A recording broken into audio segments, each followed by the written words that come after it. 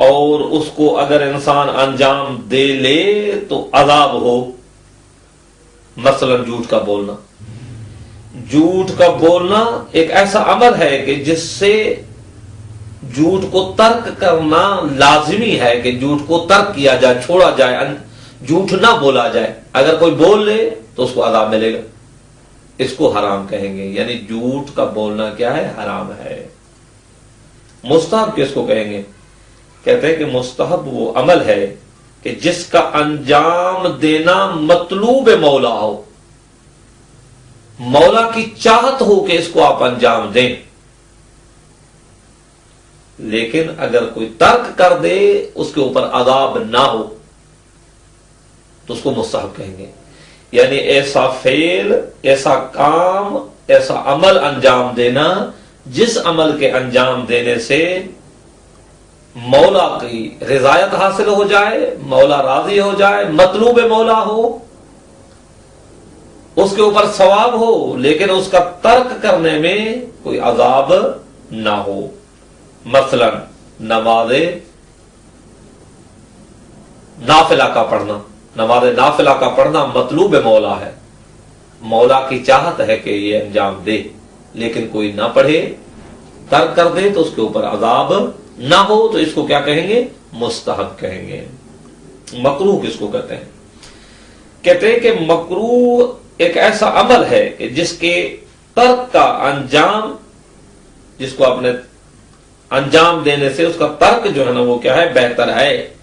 آپ اس فعل کو بجا لائیں، اس کا ترک کرنا بجا لانے سے بہتر ہو، تو اس کو کیا کہیں گے؟ لیکن اس ترک میں عذاب کا بھی نہ ہو کہ اس کے اوپر عذاب ملے گا اگر اس کو ترک کیا، تو اس کو مکروہ کہیں گے. ایسا عمل کہ جس کا ترک، جس کا چھوڑ دینا، جس عمل کو انجام نہ دینا سے بہتر ہے کہ انسان انجام نہ دے.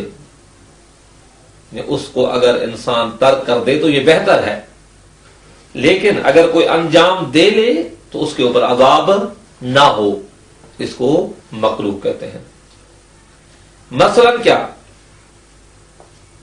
مثلا سیاہ ایام غم کے علاوہ کا پہننا. یہ جو سیاہ لباس کا پہننا ہے یہ مکروہ ہے. مثلا سیاہ جوتے کا پہننا یہ مکروہ ہے. اگر کوئی انجام دے لے، سیاہ جوتا پہن لے، تو اس کے اوپر عذاب نہیں ہوگا. صحیح ہے، عذاب نہیں ہوگا. لیکن اگر اس سیاہ جوتے کو نہ پہنے تو کیا ہوگا؟ اچھا ہوگا، بہتر ہے کہ اس کو نہ پہنے. اب پانچواں جو احکام تکلیفی میں سے قسم ہے وہ مباح ہے.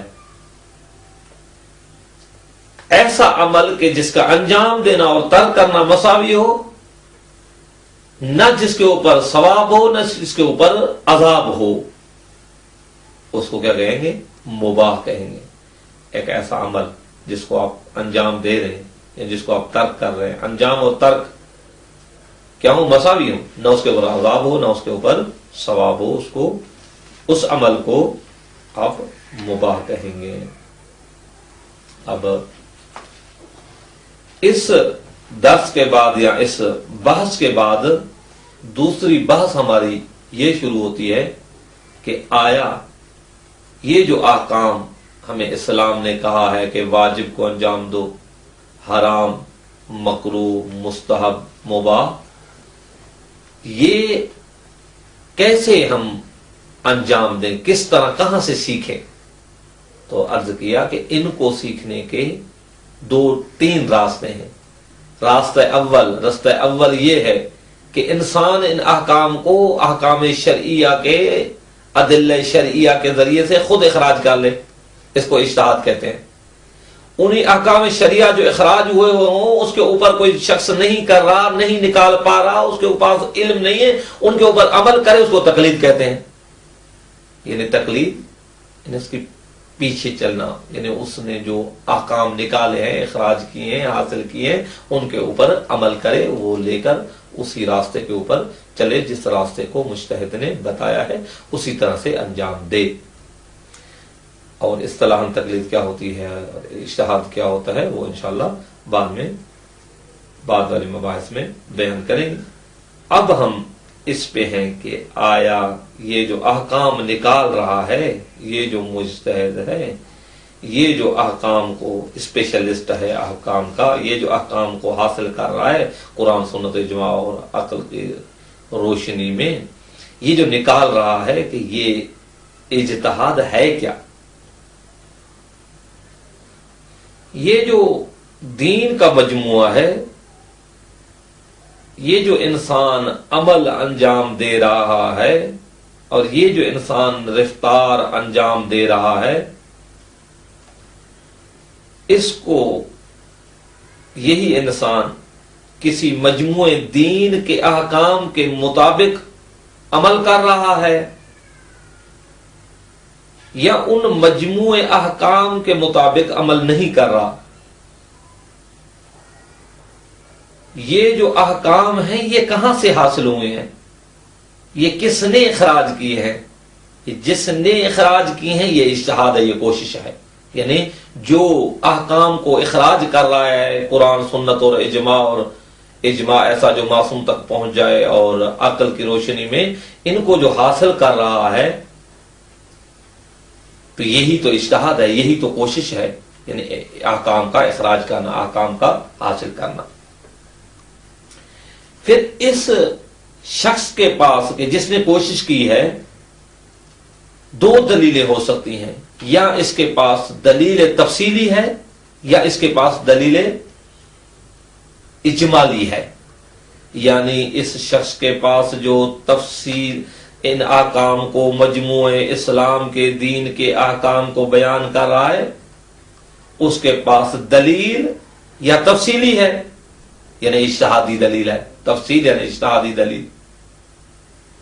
یا اس کے پاس اجمالی ہے یعنی غیر استدلالی ہے.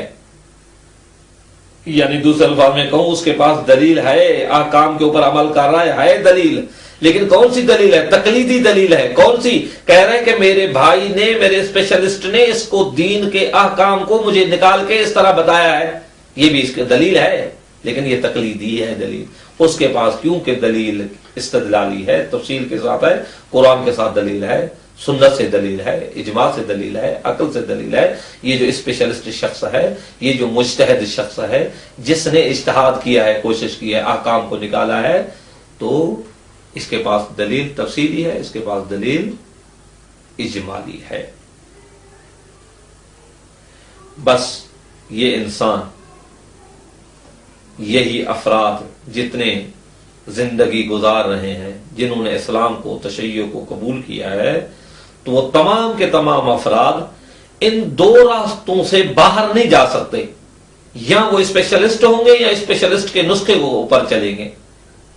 ایک تیسرا راستہ جو احتیاط کا ہے وہ سخت ہے، وہ انشاءاللہ آگے بیان کریں گے. صدر اسلام سے لے کر ابھی تک جتنے بھی افراد یہاں پر آئے ہیں انہوں نے ان دو راستوں کو اختیار کیا ہے، یا یہ کہ وہ خود اسپیشلسٹ تھے یا اسپیشلسٹوں کے بتائے ہوئے راستوں کے اوپر چلے ہیں. یعنی دیکھیں دنیا کے جتنے بھی دستورات ہیں، چاہے وہ اسلامی ہو چاہے غیر اسلامی ہو، ایک اسپیشلسٹ ہوتا ہے، ایک غیر اسپیشلسٹ ہوتا ہے. جو غیر اسپیشلسٹ ہوتا ہے وہ اسپیشلسٹ کے پاس جاتا ہے، کہتا ہے کہ مجھے یہ چیز مثلا نہیں آتی، یہ مرض کی دوا مجھے نہیں آتی، اس کام کا شناخت مجھے نہیں ہے، اس کے مسئلے میں میں وارد نہیں ہوں، اس کمپیوٹر کے اس مسئلے میں مجھے معلومات نہیں ہے. کیونکہ یہ اسپیشلسٹ ہوتا ہے، اس کو پتا ہوتا ہے کہ اس کے تمام ذریعے کیا ہیں، تو وہ اس کو بتاتا ہے کہ یہ اس طرح انجام دے دو. بس اول اسلام سے ابھی تک یہ دو راستے چلتے آ رہے ہیں، یا یہ راستہ کہ وہ شخص خود اسپیشلسٹ ہے، یا یہ کہ وہ اسپیشلسٹ کے ساتھ ملحق ہے، اسپیشلسٹ کے ساتھ تعلق رکھتا ہے، اسپیشلسٹ کے نسخے کے اوپر چلتا ہے.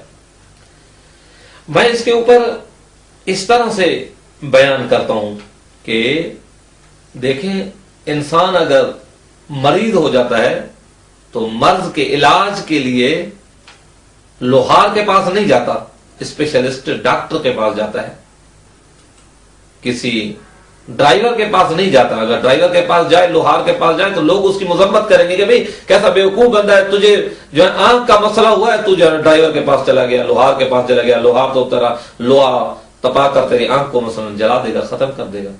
तो यानी एक इंसान की फितरत में भी है, और मुआशरे में जितने अक्लमंद रहते हैं उनके पास भी ये खुद दलील है कि या इंसान खुद स्पेशलिस्ट हो या स्पेशलिस्ट के दिए हुए नुस्खे के ऊपर अमल करे। जब वो डॉक्टर, आंख वाला डॉक्टर हमें नुस्खा लिख कर दे देता है तो हम उस नुस्खे को लेकर आते हैं, एक मेडिकल स्टोर के ऊपर, मेडिकल स्टोर से हम दवाई लेते हैं, दवाई लेकर उस आंख के अंदर डालते हैं और वो हम शिफायाब हो जाते हैं।